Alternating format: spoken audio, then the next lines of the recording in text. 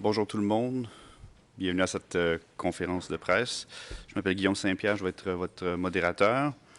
Cette conférence de presse concerne donc une mise à jour sur les feux de forêt qui sévissent au Canada. We will start with statements for about 20 minutes.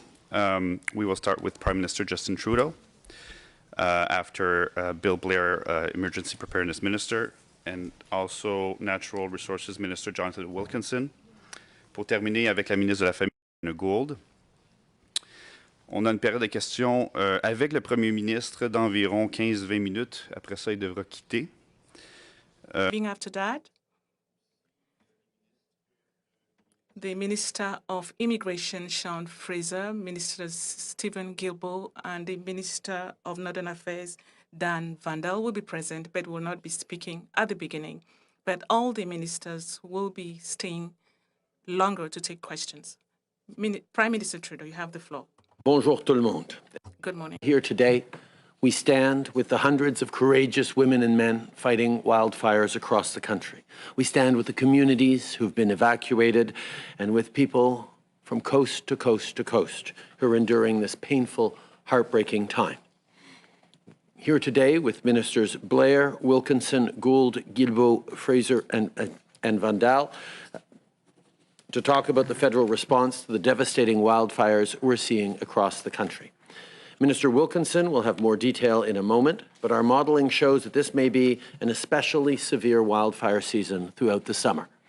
We're going to get through this together, and our government will keep being there with whatever it takes to keep people safe and provide support. 2 weeks ago, I went to Edmonton and spoke with the Canadian Armed Forces members who are helping in Alberta's firefight. I also met with many people from communities that had been evacuated. Some of them had only a few hours to pack. They were told to bring pets, important documentation, medication, and that's it. This is a scary time for a lot of people, not just in Alberta, but right across the country, including in the Atlantic, the North, and Quebec, too. I think of people like Catherine in Nova Scotia. Even though she's lost her home, she found time to get help to her friend who's also affected and didn't want to be alone to see what was left of her own place. When people lose their homes, they don't just lose a roof and their possessions. They lose a special place where they saw their children grow up, where they built a life for themselves. This is incredibly difficult and heartbreaking. Canadians will continue to be there for you and with you. In the last week, I've spoken with Mayor Savage of Halifax, Mayor Locke of Shelburne, and Premier Houston, as well as with Premier Smith and other local leaders.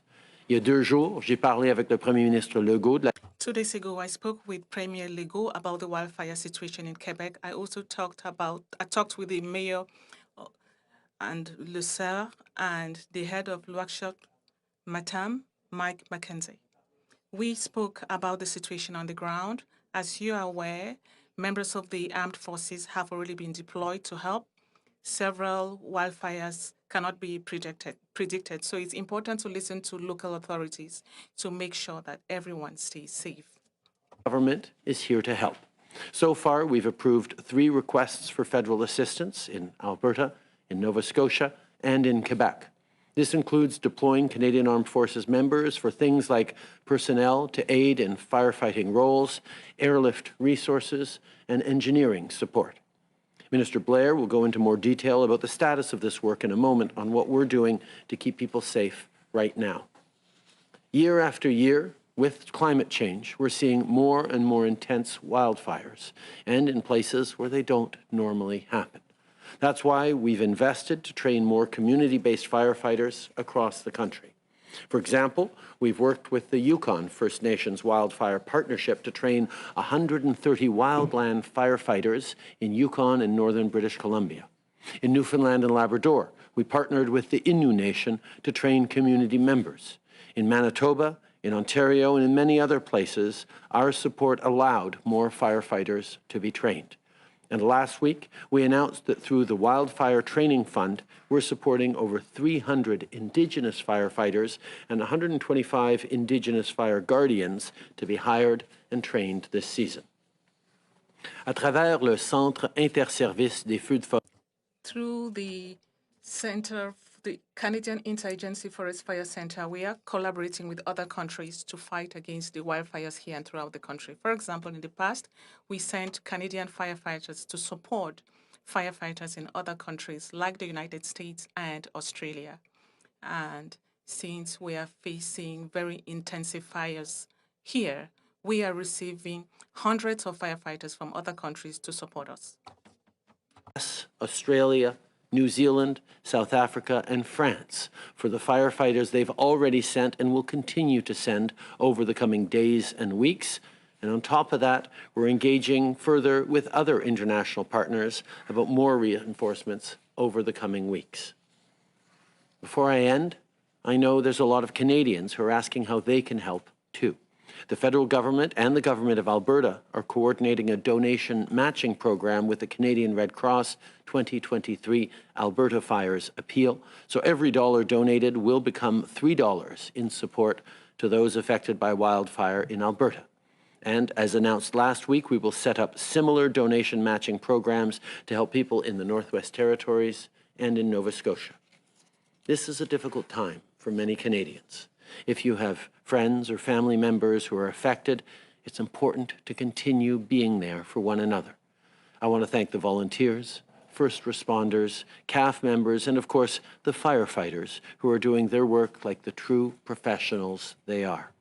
I know that firefighters are often away from their family.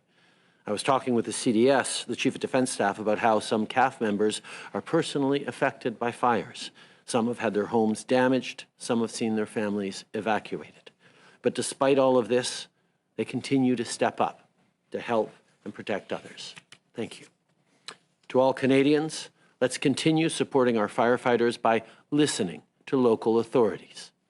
And across the board, whether it's with members of the armed forces, to Parks Canada resources, to firefighters and equipment, the Coast Guard, Health Canada, and the Service Canada support, which Minister Gould will speak about shortly, our government is standing up support to keep people safe today and for wildfire seasons to come. I'll now turn it over to Minister Blair. Merci tout le monde. Bill. Thank you, Prime Minister. Bon après-midi tout le monde. Good afternoon, everyone. Begin by providing a bit of a situational update. To date, there have been 2,214 wildfires nationally so far this year, and approximately 3.3 million hectares have been burned. And across the country, there are currently 413 wildfires burning, and 249 of those fires are deemed out of control. There are also 18 active wildfires specifically impacting First Nations, with 6 in Alberta, 5 in Saskatchewan, 1 in the Northwest Territories, 4 in Quebec, and 2 in Nova Scotia. And as of yesterday, an estimated 26,000 people remain evacuated from their homes across the country. I will acknowledge that the images that we have seen so far this season are some of the most severe ever witnessed in Canada. And the current forecast for the next few months indicates the potential for continued higher than normal fire activity. Releasing the information that we're providing today will allow people and governments to prepare. And because they know that when they are prepared, we can reduce the risk that these events pose. And it enables us to position the resources and the supports the Canadians may need and be ready to mobilize them if a situation requires it. The Government Operations Centre supports the planning work and provides stable, around-the-clock coordination of the federal response to all emergencies. They constantly monitor evolving risks and liaise with the provincial and territory officials to ensure a swift, smooth, and coordinated approach to provide any federal aid a province or territory may require, including by reaching across the entire federal system to activate different supports that any jurisdiction may need. And through the exceptional work of the Government Operations Centre, we have been able to respond quickly to requests for federal assistance from both Nova Scotia and from Quebec.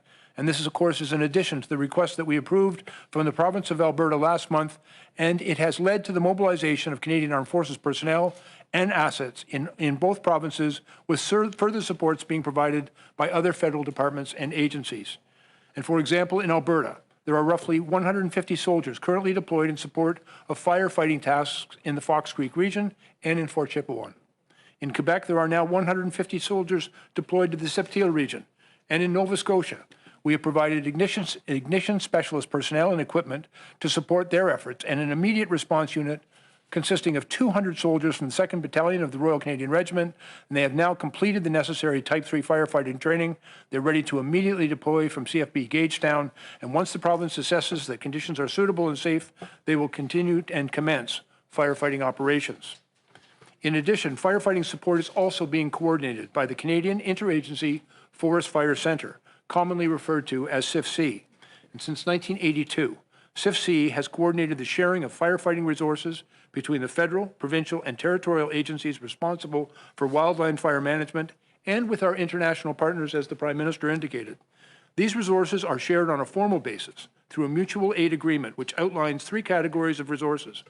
They provide support of equipment, personnel, and aircraft.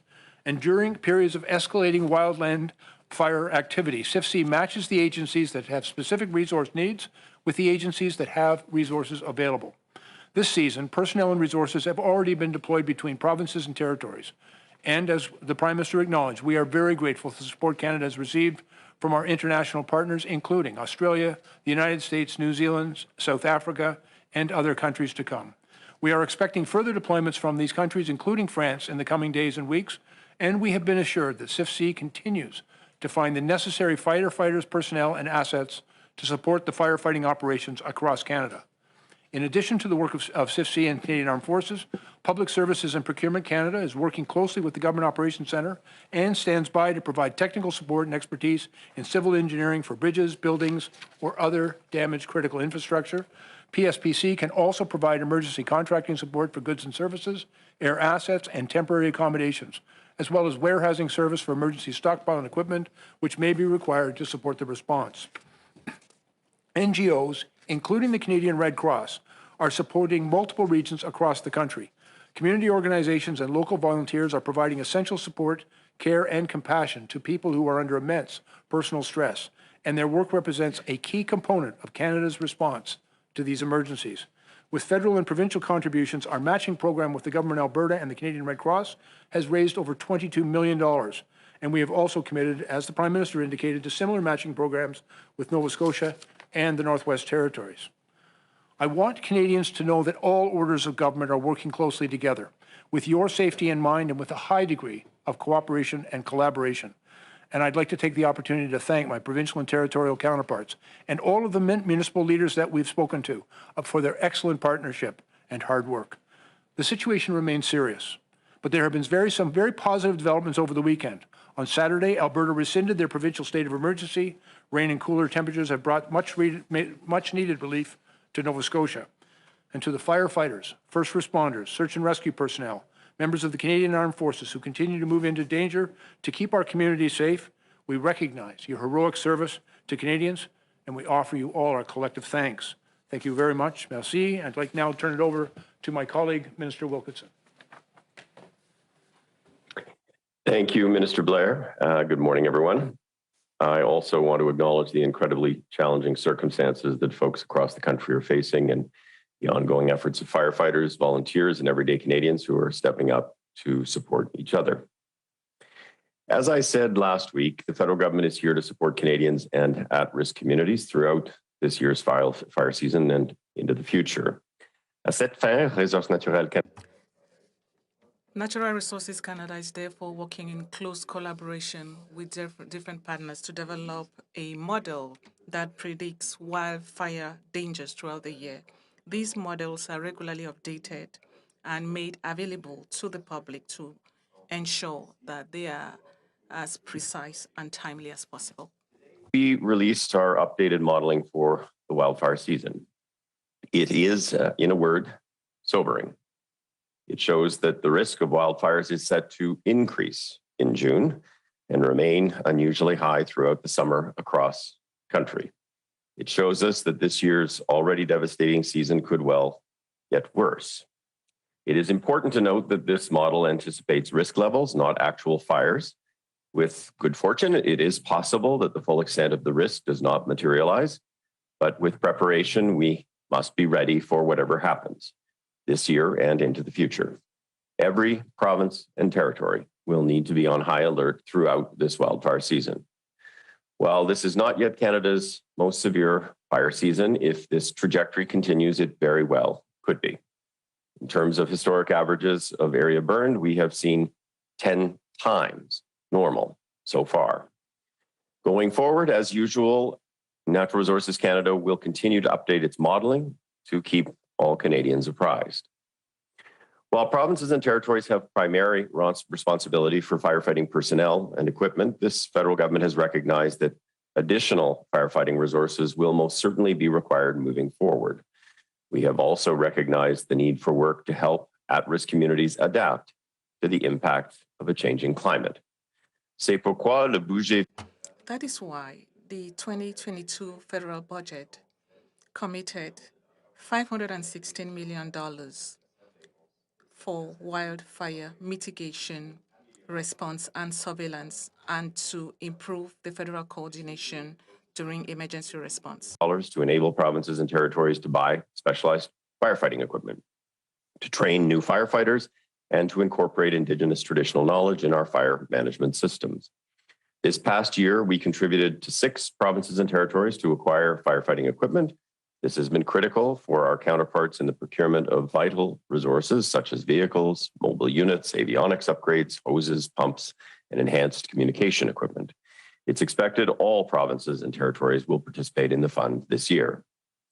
And last week, I announced that under the first phase of our wildfire training program, we had signed agreements with 9 Indigenous communities and organizations to help train more than 300 Indigenous firefighters and 125 Indigenous fire guardians all across Canada. As I noted last Thursday, and in light of the urgent wildfire conditions in Canada, my department is pleased to be working with the International Association of Firefighters to advance a pilot project that would increase Canada's wildfire fighting capacity. This project will be focused on training structural firefighters to respond to fires in the wildland-urban interface due to the particular risks those fires pose to homes, communities, and infrastructure.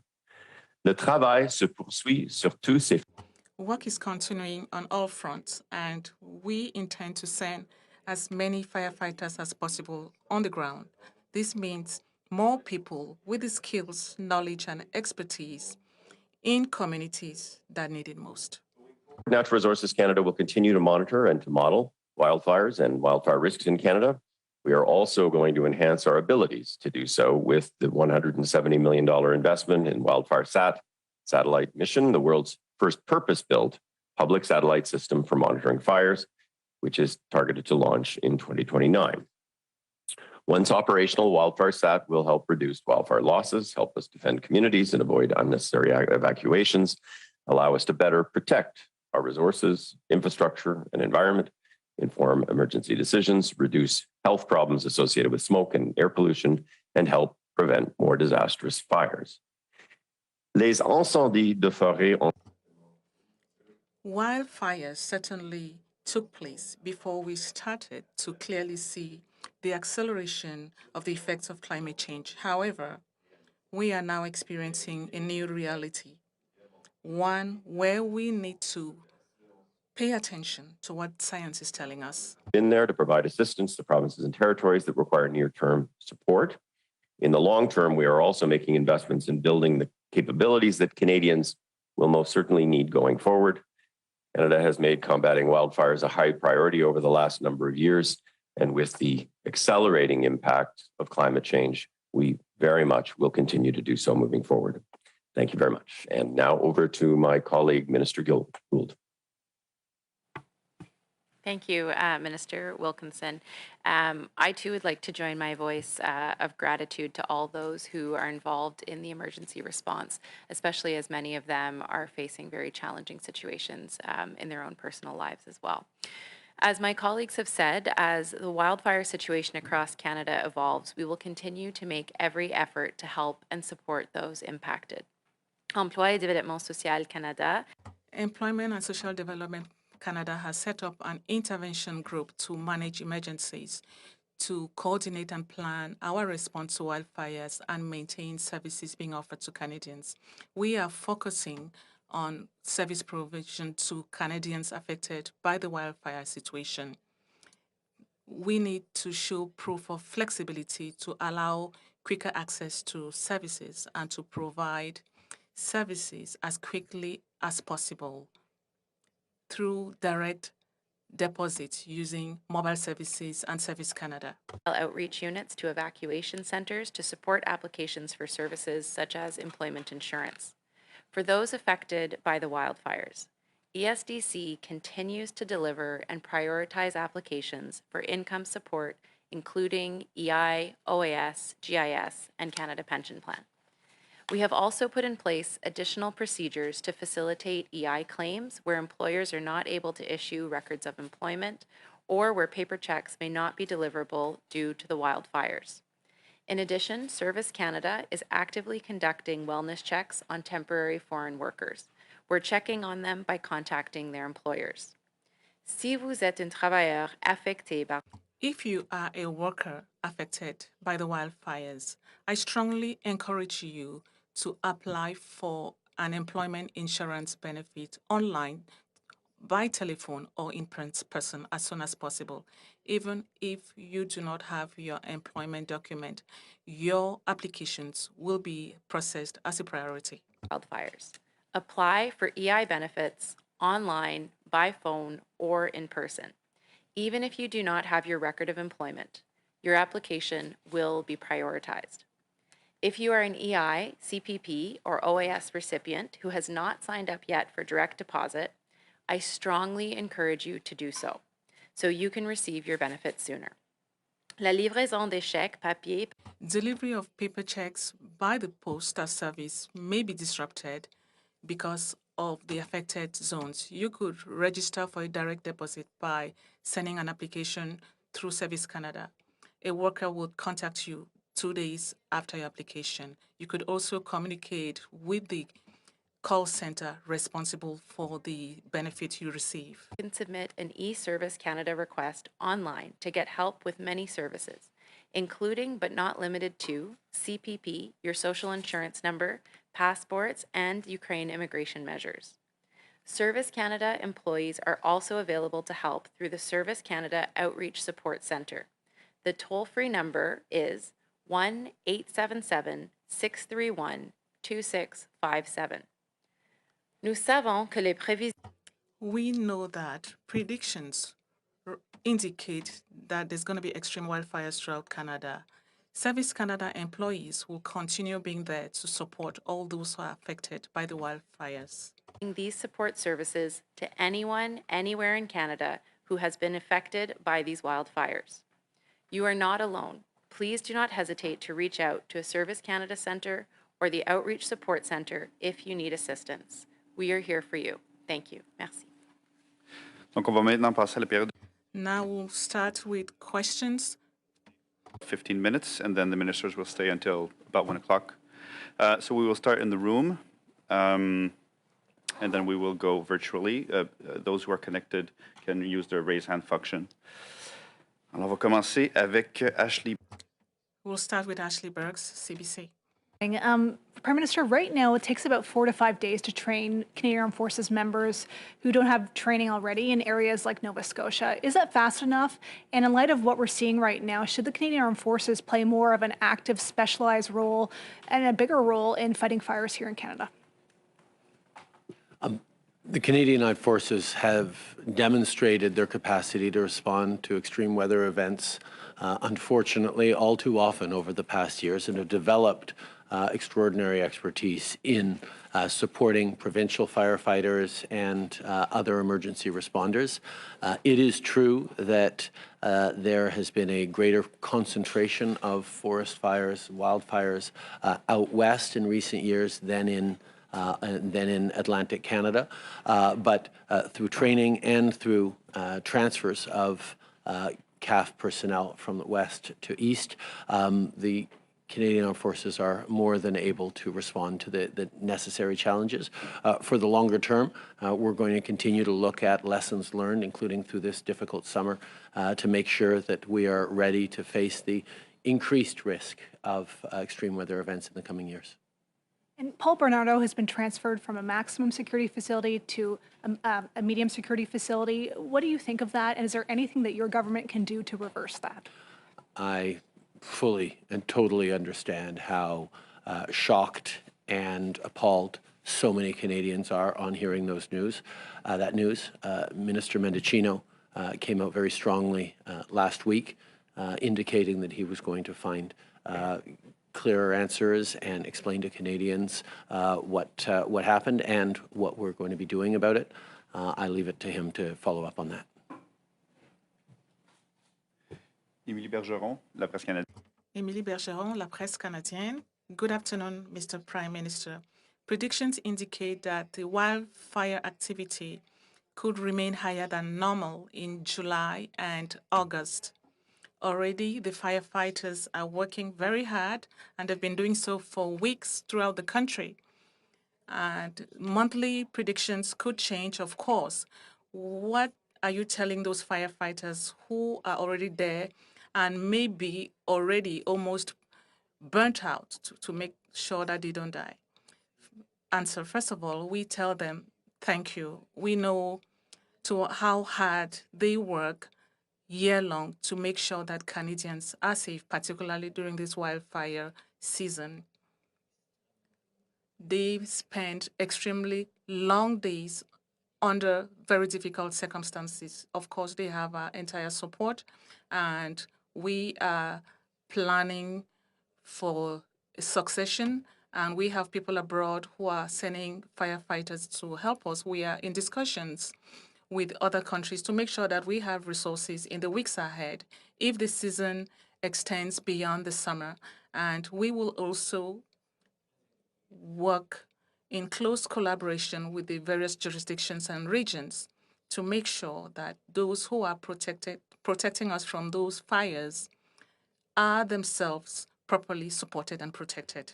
Question, in the same vein, if it continues in July and in August at the level of the Canadian Armed Forces, does Canada have enough resources to make sure that support being sent be able to continue in July and maybe in August? Answer.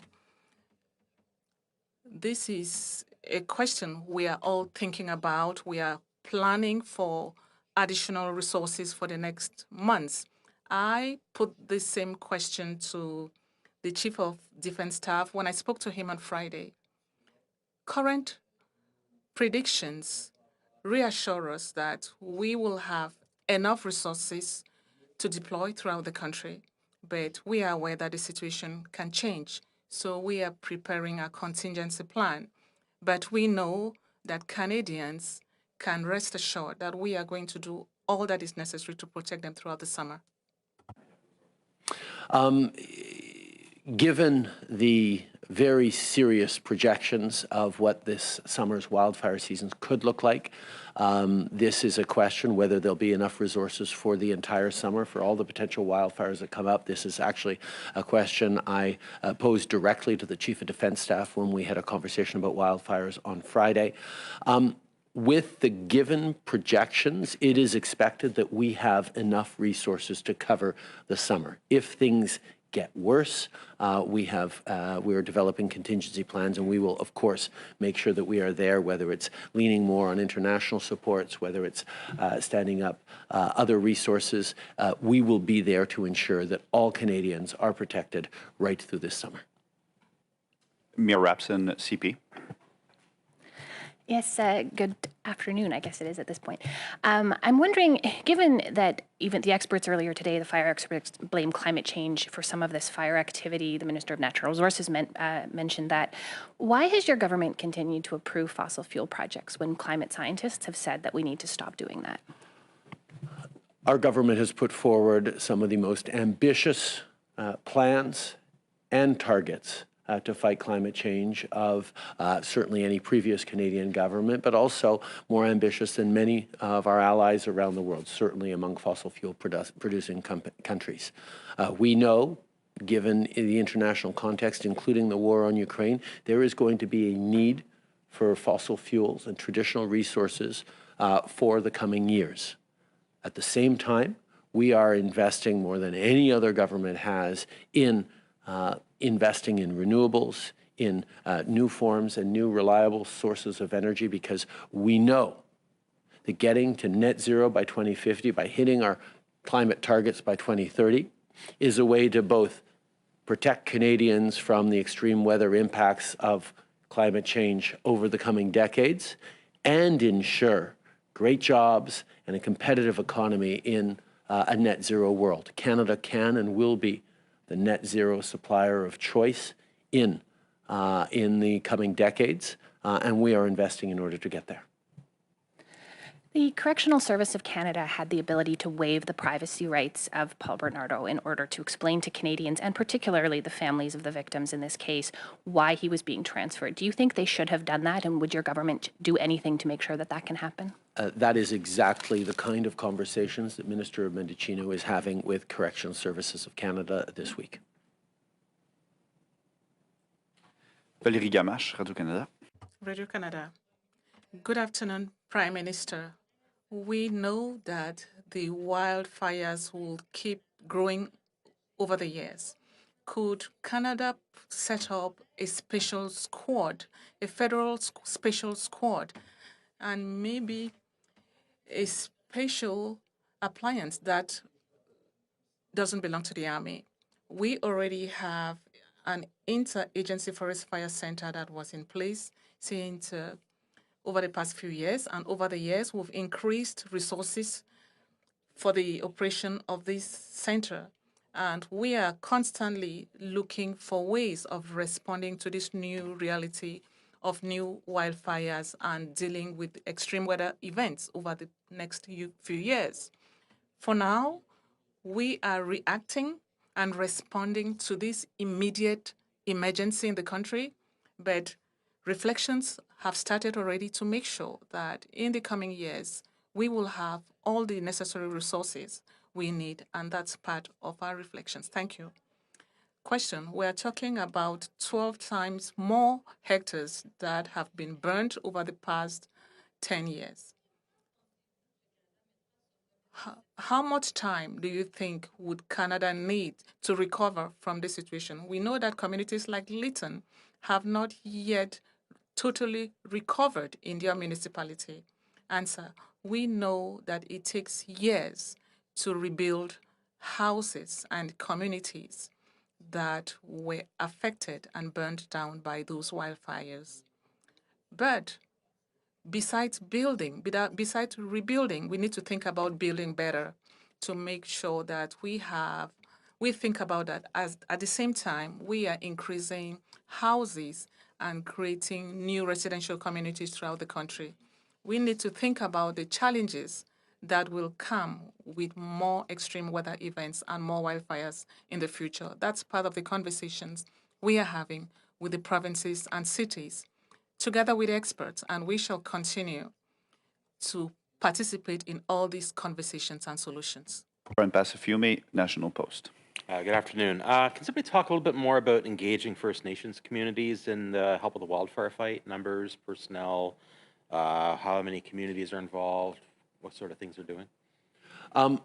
I will turn to other ministers for more details, but I can tell you from my own personal experience, a number of years ago, there was a wildfire in northern BC where there were lots of learnings that we had about making sure that we were properly engaging not just the federal government, but provincial governments with Indigenous communities, with First Nations communities who are not only there to stand and protect their communities, but have expertise that goes back centuries and indeed millennia in terms of knowledge on how to keep their communities safe from wildfires. Over the past years, we have significantly increased the coordination, cooperation with Indigenous leadership and communities in a tripartite way, federal, provincial, and Indigenous, and that will continue. But I think, Bill, you can speak to this. Yeah, just some numbers. I mentioned some of these before, but there are currently 18 active wildfires that are directly impacting First Nations. Across the country, 6 of those are in Alberta, 5 in Saskatchewan, 1 in the NWT, 4 in Quebec, and 2 in Nova Scotia. There have been already significant evacuations from those communities. There's been some damage to those communities as well as a result of these fires. And there are a number of places as well where the communities are isolated currently, and those are some things that we're dealing with those provincial jurisdictions and with Indigenous Services Canada. We know that, fire is a naturally occurring event, and particularly in the north, and in many of these communities, Quite frankly, that's been part of their history, and they're used to it. But where there's an interface, where that fire comes in close to their communities, when residents are at risk, critical infrastructure is at risk, when bridges and roads are compromised, power and water supplies, all of those things are very impactful. We're working very closely with those communities, but there have been a number of people who've been evacuated from their communities, and we are supporting them currently in other locales. Second question for the Prime Minister, just a little off topic, but last week we learned that Special Rapporteur David Johnston had hired a PR firm Navigator. In your opinion, is this a good use of public funds?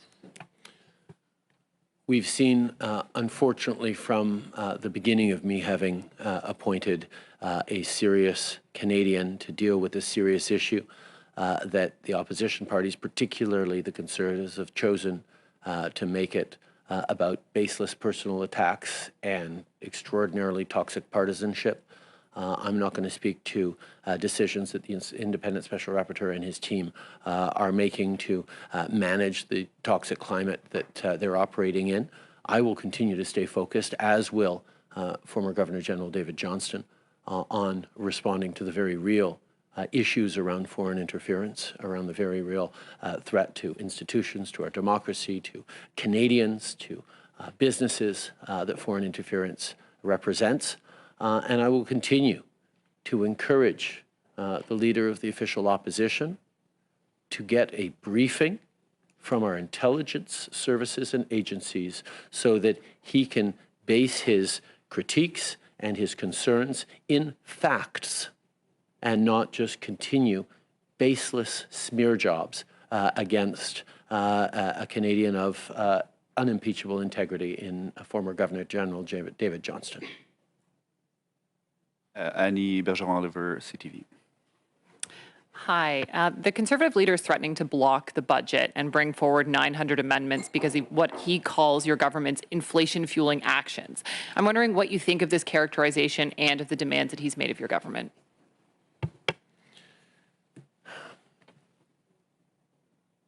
The Conservative leader has no plan for the economy, proposes nothing but cuts.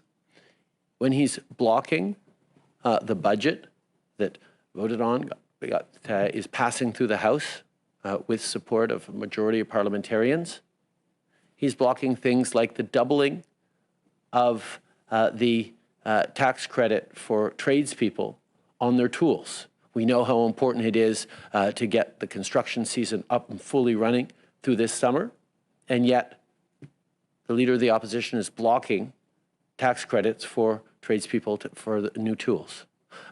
He's blocking the anti-flipping measures that we brought in this last budget to protect homeowners and home buyers from speculation. That's going to have a direct impact on Canadians. And he's blocking the enhancement of the Canada Workers' Benefit, which is going to continue to put more money in the pockets of hardworking Canadians who are struggling to get by. These are real-life consequences for the political and partisan games that the leader of the official opposition is engaging in. The Conservative leader stood against dental care for kids. He stood against help to lowest income renters. And now he's standing against all the measures that will help in the budget, proposing instead to cut programs and leave Canadians on their own. That is not how you build a strong economy. It's not how you create great jobs into the future. So we're going to continue to put support for Canadians at the center of everything we do in these difficult times, despite the Conservative leader's effort to harm Canadians so he can attack this government.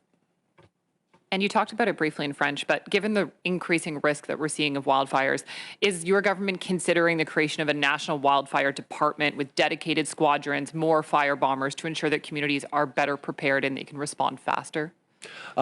We have since 1982 had CIFC in the Canadian Interagency Firefighting Centre that has, over the past years, grown in importance and relevance. We continue to work with it. Right now, we're very much focused on getting through this difficult season in the immediate and supporting Canadians. But absolutely, as we know, that climate change is going to bring more and more extreme weather events into the future, more dangerous floods, more difficult and devastating wildfires, more intense hurricanes and storms. We are going to need to continue to step up in our support for Canadians. This is why we move forward with a national adaptation strategy that puts billions of dollars on the table to work with municipalities and provinces to build back better, to create more resilience, and to better protect Canadians from the impacts of climate change into the coming decades, at the same time as we remain unequivocal in our fight against climate change. Again, there are some politicians that still think you can have a plan for great jobs and growing the economy without having a plan to fight climate change. But Canadians know that fighting climate change is necessary both to create those great jobs and opportunity, but to also prevent the catastrophic and very expensive losses that Canadians are facing increasingly over the years. On me dit que c'est tout le temps qu'on a pour le... I'm told that's all the time we have left for the Prime Minister, but there's one other question in the room if he wants to stay. Thank you. Merci. Thank you. Natasha Wilowski. Hi, I would have rather put this question to the Prime Minister, but seeing as he's gone, I'll ask you, Mr. Guilbeault. The government keeps pointing to confidential reports from TD and BMO, two banks that are involved in financing the Trans Mountain pipeline expansion, to claim that the project is still commercially viable. They won't share these, and I learned that those secret reports are based on a 100-year timeline, assuming that the pipeline will be in operation for 100 years, collecting revenues, when the average lifetime is 40 years. I'm just wondering how the government, and I understand you're not in the finance department, but as they won't answer my questions, I'm hoping you can shed some light on how the government is able to justify using those reports when experts, including the PBO, have said multiple times that a 100-year timeline is just not a realistic lifetime for a pipeline. Thank you for the question. Unfortunately, I don't have those information, but what I can commit to doing is making sure that we get you some answers. I will work with my department, and I will talk to my finance colleague, Minister Freeland, to try and get you those answers as rapidly as possible. Thank you very much. And as a follow-up on the wildfires, I've heard a lot from environmental groups about how one of the problems being faced with huge issues like this is trying to work across silos in government. I know that there has been a lot of work done to coordinate efforts across departments, but as Environment Minister, are there any areas you see where ECCC or other departments could step across those silos even more and try to look to the future past the immediate response to, see what could be done to get ahead of this next year, as we can assume it will get worse? Thank you. I mean, I think no one here will deny that government or governments have a tendency to work in silos, but I think that we are making a lot of efforts to change that. I'll give you two concrete examples. The emissions reduction plan that the Prime Minister tabled last year was a concerted effort by many of the people on the stage, and many other people who aren't on the stage, like Minister Wilkinson and many others. And I know, we tend to use the example whole of government, maybe too lightly at times, but that's not one of those instances. Same thing for the National Adaptation Strategy. Minister Blair, myself, Minister Wilkinson, and a number of other departments have been involved in coordinating the development of both the Federal Action Plan on adaptation, which was qualified by the Canadian Insurance Bureau as world-leading just last December, and the following National Adaptation Strategy, where we will pull in the work of provinces, territories, Indigenous nations, municipalities, companies, to ensure that when it comes to adaptation, we are, as a nation, better prepared to face the impacts of climate change, which we're not now, and I think none of us would deny that. So we are trying more and more to, certainly on the forest fires, there's a lot of coordination between many of our departments on our respective responsibilities, to ensure that nothing falls through the cracks. To our moderator, if I may just supplement, just because the question's been on my mind a lot about working across silos and between levels of government as well. I've rarely seen anything like the response I've seen in the past few days. Huge credit to a number of people that you see here. Minister Blair in particular, your responsiveness has no doubt helped save lives of people who live in my home province. To see people break down barriers across silos has been extraordinary. We had, within about a day, Transport Canada have aerial surveillance on the ground. The next day, comfort trailers were set up by the Coast Guard. The following day, helicopters started arriving. There was the pre-existing programs that are funded by a multitude of departments, whether we're talking about CIFC, the NRCan training, the Disaster Financial Assistance Arrangement. The Prime Minister called me personally to say that we would be there in whatever way we could. Since then, we've set up the Red Cross matching donation portal. We've got ignition specialists who've landed. DND has, and thank you to Minister Anita Anand for getting planning and coordination efforts there. Immediately deploying the Department of National Defence fire trucks to see that there's now coordination going between governments to help water bombers land at military bases in Nova Scotia. PSPC has jumped in to offer contracting support. The measures that Minister Gould outlined around EI, around other benefits offered through ESDC, even my own department, trying to facilitate the issuance of travel documents. There's no shortage of other examples I could point to. Private helicopters being licensed to help respond in the emergency. Recognizing that a lot of people on the ground are volunteers. In my own constituency, we are covered by about 36 fire departments. All but one are volunteers. To see the responsiveness from my colleagues, and credit to provincial officials, Ministers Laura and Russian. Actually, we gave Minister Laura a ride from the airport from Ottawa downtown today. He's in town for meetings later. There has not been a silo that's existed over the past week of my life in government. It is so deeply encouraging to see that when I make a phone call or send a text, within 90 seconds, I'm receiving substantive responses. This is a model for response, in my view, how we should work across departments. And I just want to say, as a Nova Scotian who spent some of the last few days talking to families who've been displaced, I'm grateful. And to see the leadership, in particular, from Minister Blair in this regard, gives me a lot of faith that we get the right people working on the job. And moderator, I apologize, but I'm going to jump in here too, because I'd like to take an opportunity just to tip my hat a little bit to the public service. We have an extraordinary public service here in Canada, and their counterparts provincially and municipally right across the country have done an extraordinary job. We've convened a number of tables of senior officials responsible for emergency management, and as well through our own Government Operations Centre, virtually every department of the Government of Canada is at the table. And our senior officials in every department have worked very closely and collaboratively. They've been remarkably not just responsive to what's been taking place, but they're working to anticipate what's going to be needed. The collaboration that Minister Fraser indicated between provinces and municipalities, territories, and First Nations is critical for us to get this done. And we are very blessed in this country to have a remarkable team of dedicated professionals who make that work.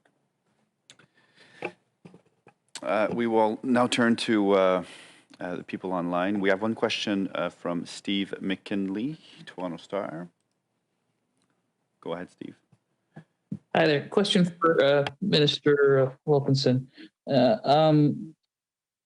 When wildfires strike near to wildland-urban interfaces, the cost of those fires goes up exponentially. Now, National Resource Council has put together a guide on a national guide for wildland-urban interface fires. Somebody I spoke to was saying, that's the problem with it is it's just a guide, that some of these things cost money and we can't count on developers to spend more money than they have to. Is there any motivation or any action to turn some of that guide into code, into regulation, into law, or to poke the various provinces into doing so?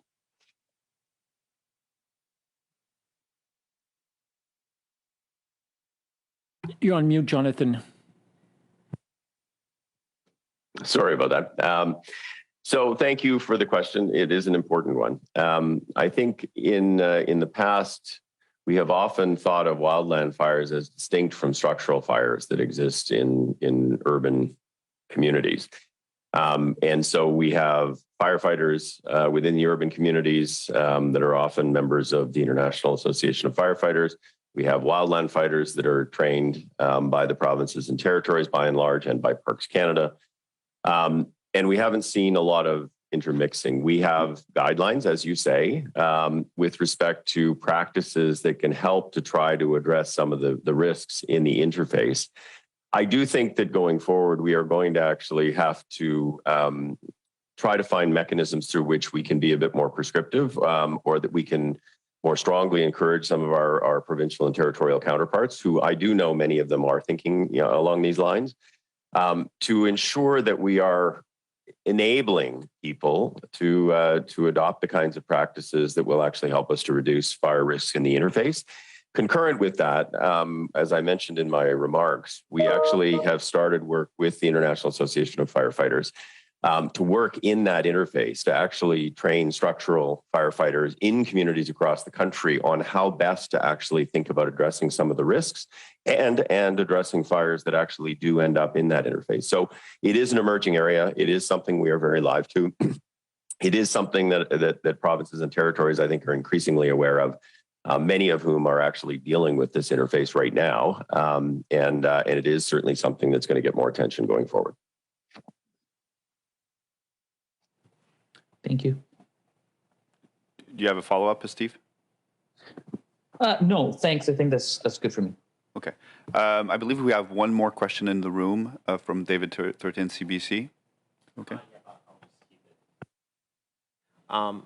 Minister Guilbeault, would you pause the federal fuel charge commonly referred to as the carbon tax, especially in Nova Scotia that's been hard hit by wildfires?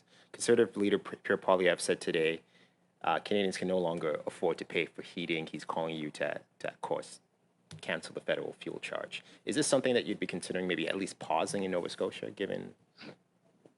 Yeah. Thank you for the question. It is... somewhat unbelievable that as Canada is going through what will likely be the worst year in our country's history in terms of forest fires, and that we know that part of this is because of climate change, and that we collectively, certainly in Canada and around the world, need to do more and accelerate the fight against climate change.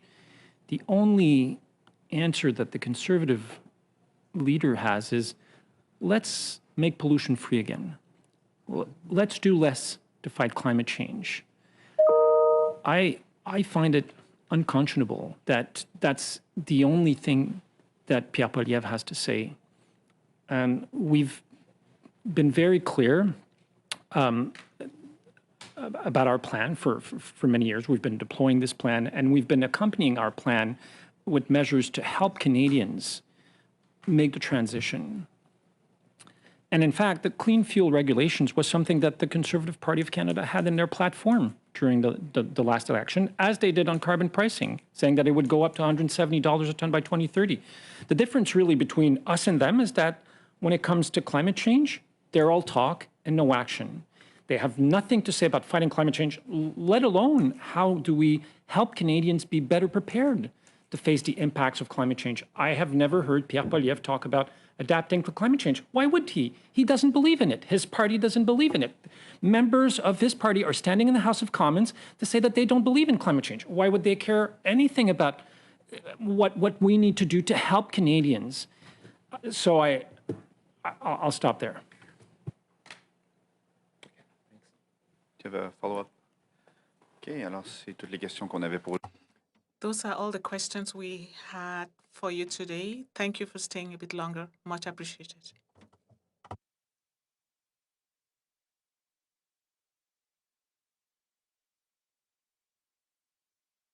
Recording stopped.